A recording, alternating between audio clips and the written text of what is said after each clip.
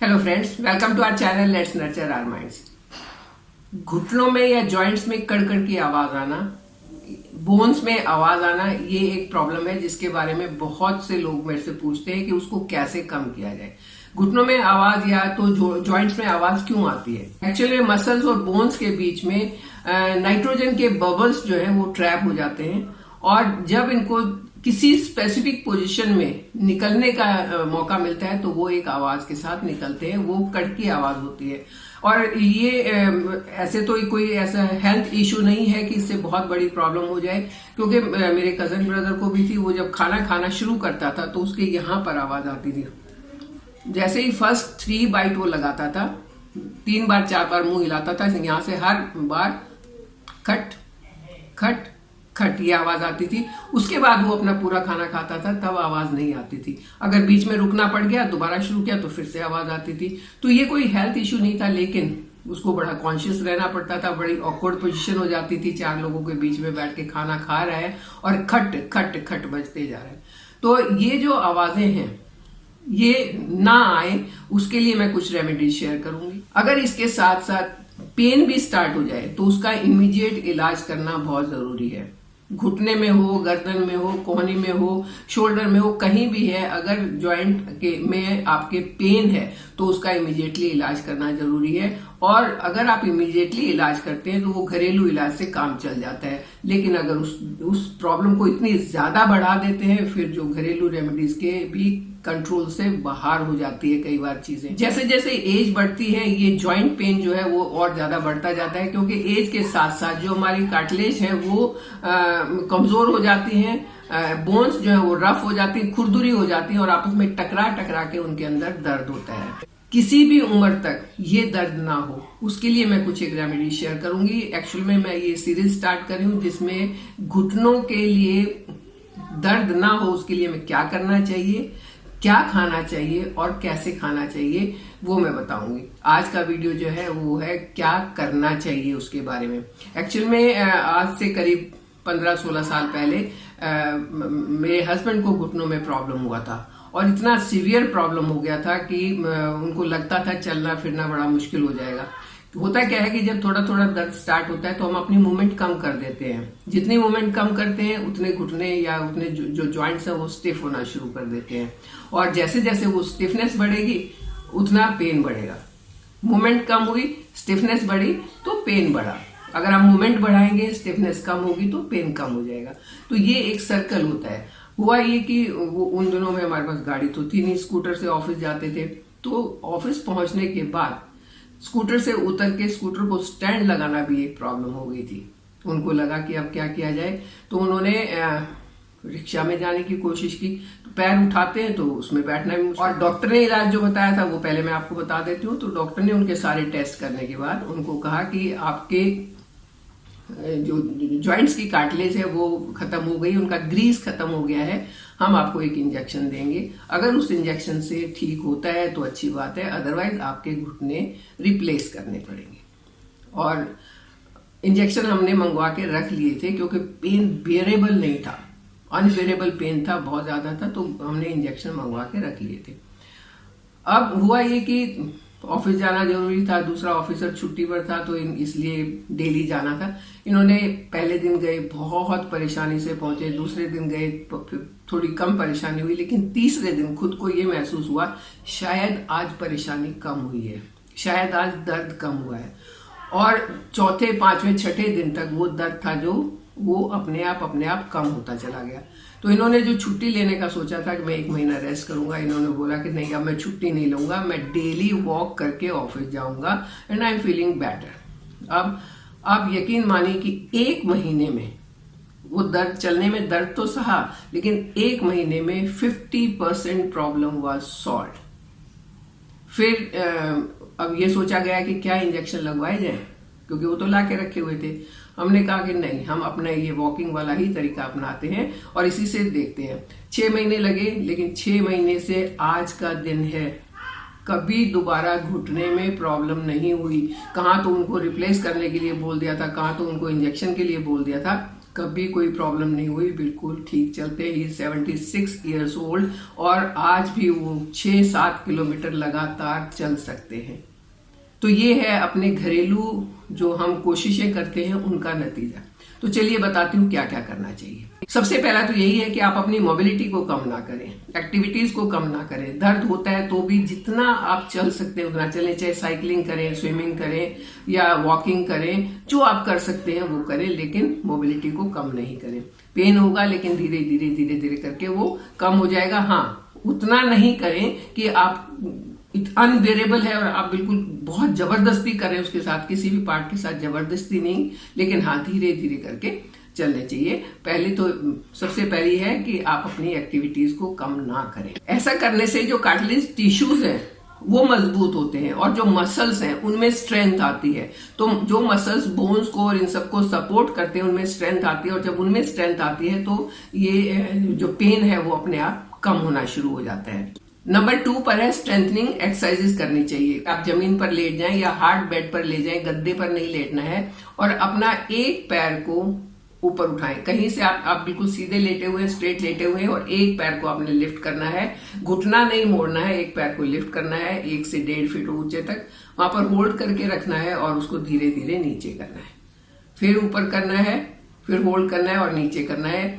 10 बार एक पैर और 10 बार दूसरा पैर। तो इससे क्या है कि आपके जो पूरा पैर स्ट्रेच हो रहा है, पूरे पैर के मसल्स जो है वो स्ट्रेच हो रहे हैं और वो स्ट्रेंथन हो रहे हैं, तो और उससे उनको जो मजबूती मिलेगी वो पेन को कम करेगी। दूसरी स्ट्रेंथन एक्सरसाइज ये हो सकती है कि आप एक सीढ़ी चढ़े, एक ही सीढ़ी पर चढ़े उतरे, इस तरीके से आप एक ही सीढ़ी पर लगातार, बहुत आपने नहीं चढ़ना है, एक ही सीढ़ी पर या कोई एक ऊंची जगह पर चढ़ना है उतरना है, चढ़ना है उतरना है। 2 से 3 मिनट अगर ये करते हैं, इससे भी मसल्स को बहुत स्ट्रेंथ मिलती है। अगर आप ये नहीं कर सकते हैं तो ठीक है, आप डाइनिंग टेबल की चेयर पर बैठें और वहां से आप धीरे धीरे खड़े होना है, फिर बैठना है, फिर खड़े होना है, फिर बैठना है। अपने हाथ से सहारा नहीं लेना, कहीं पर भी सहारा नहीं लेना, स्ट्रेट अपने घुटने के दम पर ही आपने उठना है और उसी के दम पर आपने बैठना है। इस एक्सरसाइज को आप 20 से 25 बार रिपीट करें। हमारी बॉडी के किसी भी पार्ट में पेन अगर होता है तो इसका मेन कारण हमारे रॉन्ग पोस्चर्स हो सकते हैं, बैठने का तरीका गलत हो सकता है। आप इस तरीके से बैठें कि आपके घुटनों पर उठते टाइम बहुत जोर पड़ रहा है तो आपके घुटनों में प्रॉब्लम हो सकती है, या आप ऐसे बिल्कुल सोफे के अंदर ऐसे घुस के बैठे हुए हैं तो आपकी कमर में प्रॉब्लम हो सकती है। आप पिल्लो लगाकर, मोटा सा पिल्लो लगाकर लेट कर टीवी देख रहे हैं तो आपकी गर्दन में प्रॉब्लम हो सकती है। हमारे जो पोस्चर्स हैं वो हमारी बोन्स को इफेक्ट करते हैं। अगर पोस्चर सही नहीं है तो बोन्स पर गलत इफेक्ट पड़ेगा और उनमें प्रॉब्लम होना, उनमें दर्द होना शुरू हो जाएगा। चाहे वो कोई भी ज्वाइंट है, घुटना, गर्दन, कंधा, कोहनी, कोई भी ज्वाइंट है, वहां पे प्रॉब्लम होगा। तो अपना पोस्चर सही रखना बहुत जरूरी है। चाहे कोई भी बीमारी है, उसमें वेट गेन होना एक सबसे बड़ी प्रॉब्लम होती है। अगर वेट बढ़ा हुआ है तो ये कई सारी बीमारियों का कारण हो सकता है, और घुटनों के दर्द का तो ये मेन कारण होता है। घुटने बेचारे कितना वजन उठाएंगे आपका, तो वेट को कंट्रोल करना, वेट को मैनेज करना बहुत जरूरी है। इसके लिए मैंने कुछ डाइट भी शेयर की हुई है जिससे वेट कम होता है, तो उसके लिंक मैं आपको साथ में दे दूंगी, आप वहां से देख सकते हैं। इसी तरीके से स्ट्रेंथनिंग एक्सरसाइज का भी मैंने वीडियो बनाया हुआ है, उसका लिंक भी आपको मिल जाएगा, आप वहां से देख सकते हैं और उसके हिसाब से आप एक्सरसाइज कर सकते हैं। बाकी वॉकिंग और साइकिलिंग ये तो आप जानते ही हैं। अब आती है बात मसाज की।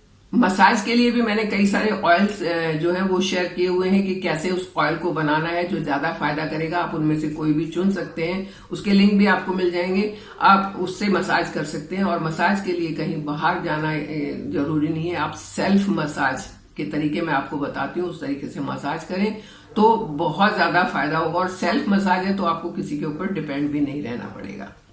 इस सेल्फ मसाज को अमेरिकन मसाज भी कहते हैं। इसमें क्या करना है, आपने हल्की हल्की अपनी मुट्ठियां बंद करनी है और टैप करना है।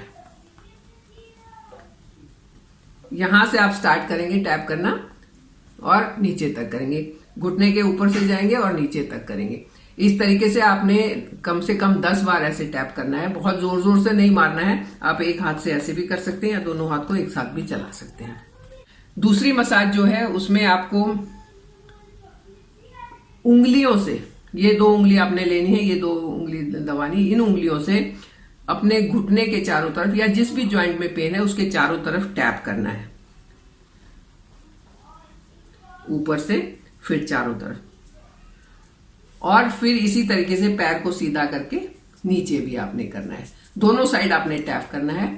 ये ऐसा करने से मसल्स के अंदर और यहाँ पर जो आपका सर्कुलेशन है वो फास्ट होगा, और जब सर्कुलेशन सही होगा, मसल मोबिलाइज होंगे, तो मसल्स में स्ट्रेंथ आएगी और पेन जो है वो धीरे धीरे करके खत्म होगा।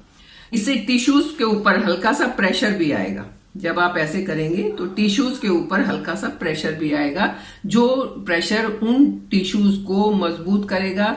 आप ऐसे घुमा भी सकते हैं, ऐसे करके घुमा भी सकते हैं, टैप भी कर सकते हैं, लेकिन यहाँ पर इन टिश्यूज को मोबिलाइज करना जरूरी है।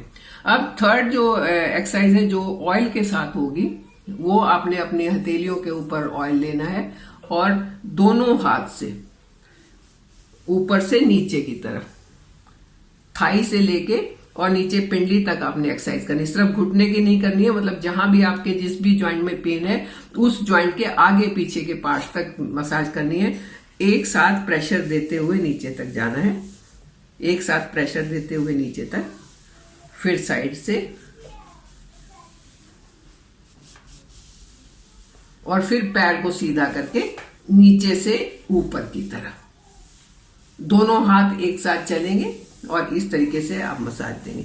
ये करीब अगर 5 मिनट आप कर लेते हैं, और ऑयल लगाना इसलिए जरूरी है कि आपका हाथ जो है वो स्मूथली चले स्किन के ऊपर। तो जितना स्मूथ हाथ चलेगा उतना एक्सरसाइज अच्छी होगी, उतने मसल्स की मूवमेंट अच्छी होगी, उतने मसल्स में स्ट्रेंथ आएगी और जो प्रॉब्लम है वो बहुत जल्दी खत्म होगी। तो इस तरीके से हम अपने जॉइंट्स को, अपनी बोन्स को किसी भी एज तक सही रख सकते हैं। Age is just a number, सिर्फ कोशिश हमें करनी है, और जितनी कोशिश करते जाएंगे उतनी सफलता मिलती जाएगी, उतनी हमारी बोन्स मजबूत होती जाएंगी। नेक्स्ट वीडियो में मैं बात करूंगी कि हमें क्या खाना चाहिए और कैसे खाना चाहिए। अगले 2 वीडियो भी आप जरूर देखें और वीडियो को शुरू से आखिर तक देखें ताकि कोई भी स्टेप मिस नहीं हो, क्योंकि कई बार मन में कुछ ऐसे क्वेश्चंस आते हैं जो पूछ लेने चाहिए और जिनका जवाब ऑलरेडी वीडियो में होता है। तो अगर आप वीडियो को पूरा देखेंगे तो आपको खुद ही पता चल जाएगा, फिर पूछने की जरूरत नहीं रहेगी। हाँ, लाइक एंड शेयर जरूर करें, इससे मुझे पता लगेगा कि कितने लोगों ने मेरा वीडियो देखा है, कितने लोगों को ये पसंद आया, कितने लोगों को इससे फायदा हुआ। और यही तो मेरे मोटिवेशन का एक सोर्स है, इससे मुझे मोटिवेशन मिलती है ताकि मैं और मेहनत करूं। ये वीडियो बनाने में मुझे मेहनत करनी पड़ती है, नए सिरे से पढ़ना पड़ता है, नए सिरे से खोज करनी पड़ती है। हालांकि पुराने नुस्खे हैं, लेकिन फिर भी उनके ऊपर पूरी खोज करना, उनको प्रैक्टिकली अप्लाई करके देखना और उनसे कितना फायदा होता है ये जानना जरूरी है, तभी तो मैं आपके साथ शेयर कर सकती हूँ। तो करेंगे ना इतना काम मेरे लिए कि वीडियो को लाइक करें, वीडियो को शेयर करें और मेरे साथ बने रहें, चैनल को सब्सक्राइब करें। Thank you.